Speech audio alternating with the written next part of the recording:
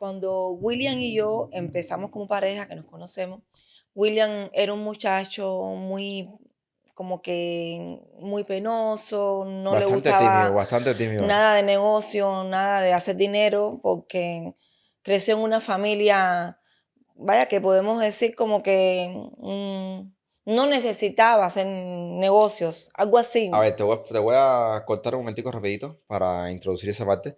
A ver, el tema no es que, sinceramente, en esa etapa yo era un poco tímido, un poco tímido. La vida de emprendedor me ha soltado muchísimo y ya a día de hoy no puedo decir que soy tímido. Pero cuando tenía 19 años, como todo ese tema de dinero, en mi familia normalmente, mi niñez y lo que es mi adolescencia, tuve una etapa bastante buena, ya que teníamos una solvencia de clase media y realmente mi familia es trabajadora. Es decir, no hay un enfoque de negocio. En mi familia nunca escuché la palabra negocio, ni vamos a vender, ni vamos a comprar, porque no se vivía. Con los trabajos que había se vivía bastante bien.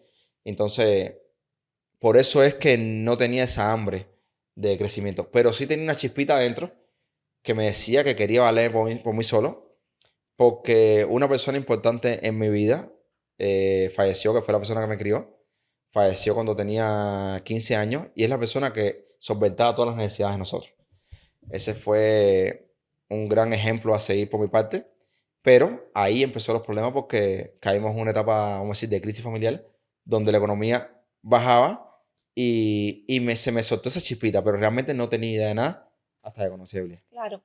Y en mi familia sí, yo crecí de otra manera. En mi familia, desde que yo era niña, siempre vi los negocios, mi papá, mi tío, todos en mi casa eran de hacer negocios. Yo desde chiquita era con la alcancía, guardando dinero, a ver qué me compro. Y crecí en un mundo de negocio. Entonces, cuando nosotros empezamos, a mí se me ocurrió el primer negocio juntos. Yo vivía en Boyero, mi familia es de Boyero, teníamos fincas, bueno, eso lo he dicho mucho en Casa Habana cuando mostramos las propiedades, y a mí se me ocurrió la idea de empezar a vender jugos en la Cujay. Tal vez William ha hablado de esto en algún momento en su canal. Poco, he tocado poco el tema, pero bueno. Y a William, cuando yo le planteé la idea, él se quería morir. ¿Cómo que vender jugo en la Cujay? Y yo, sí, jugo. Yo veía las guayabas en el piso pudriéndose en mi casa, y yo decía, no, que va. Si agarramos estas guayabas, hacemos unos jugos, los ponemos en unos pomitos plásticos, ustedes saben, los que son cubanos saben a lo que me refiero, y vendemos estos jugos en la Cujay a los compañeros de aula y hacemos un dinerito. Esa fue la idea mía. Realmente, esa fue la primera idea que hicimos. ¿Qué pasa? Para poner el contexto, cuando yo conozco a Juliet, como dice Juliet, yo entro en una familia donde todo el mundo era emprendedor, donde todo el mundo le gustaba el negocio, porque la palabra emprendedor en Cuba no existía en ese momento. Así mismo. Era hacer negocio, y hacer negocio era algo más visto. No es como ahora que hacer negocio es bueno y que emprender es algo positivo. En ese momento, en Cuba, la mentalidad que nos habían inculcado era de que toda la persona que hacía negocio o que se buscaba dinero fuera de un trabajo era algo más visto.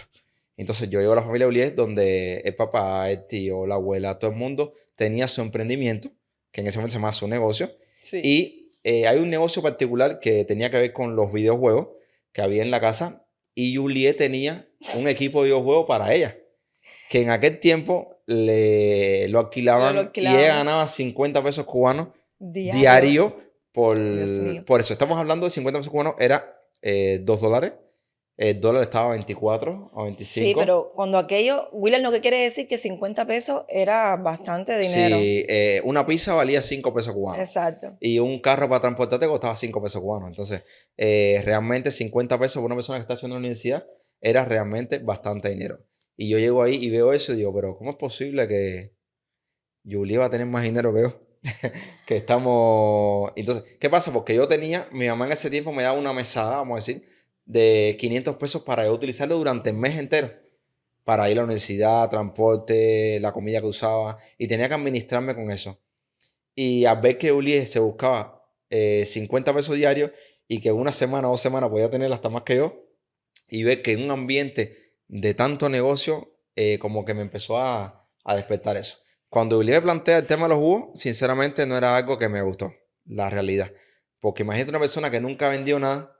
Le daba pena, le daba mucha pena. Y yo, qué pena ni qué pena, William, de Ah, la pena no se sí, porque vive. otra cosa que no está contando ella, otra cosa que no está contando que es muy fácil. El tema es que ella quería que yo vendiera los jugos. Sí, William, porque no es que eso, la mochila de Bayo y quién es el que fue el que primero dio el paso y que enseñó el primer jugo. no, yo esa parte no me puedo acordar, Pues yo pero sí. el jugo lo llevábamos los dos. Lo llevábamos los dos, pero lo vendía. Éramos ¿Entiendes? los dos, William, por favor. ¿Qué pasa? Les cuento la historia como es realmente.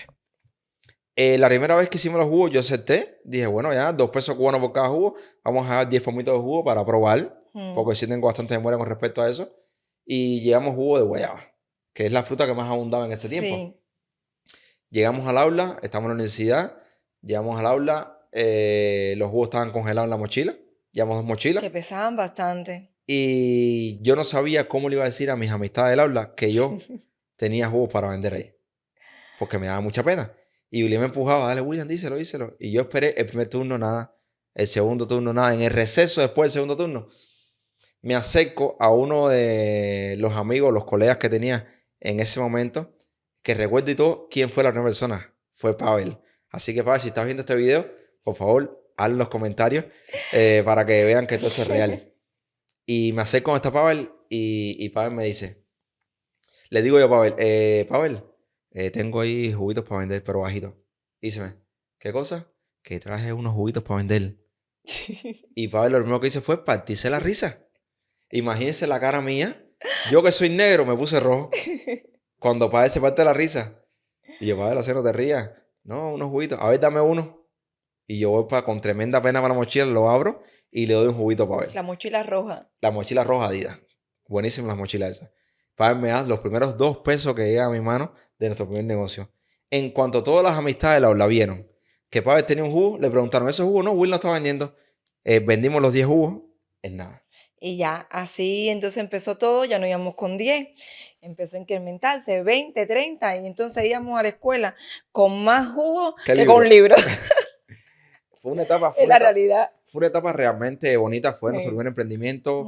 Ese fue el primero. Llegamos a llevar, ¿cuántos jugos? No sé, 30, No 40 sé, no jugos. me puedo acordar. Fue, Pero lo que queríamos contar acá era que ese fue nuestros inicios.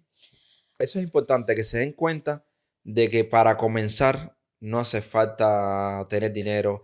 El capital es importante, pero muchas veces hay maneras de comenzar algo que tú no sabes dónde te va a llevar.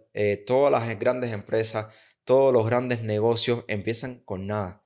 Entonces, en este caso, si nosotros no hubiéramos dado el paso de vender nuestro primer Sí. juguito, hoy no estuviéramos aquí. Y también hay una cosa que quiero sacar en esta historia antes de ya de pasar vaya, Se de continuar. sí, de continuar con la vida de emprendimiento. No solo es empezar con lo que tienes, sino que empezar y tener una visión de alguien que esté por encima de ti, a dónde tú quieres llegar. Y fijarte esa meta, decir, bueno, si fulano pudo, si fulano llegó o tiene tal cosa, yo voy a proponérmelo y yo también lo voy a lograr, ¿por qué no?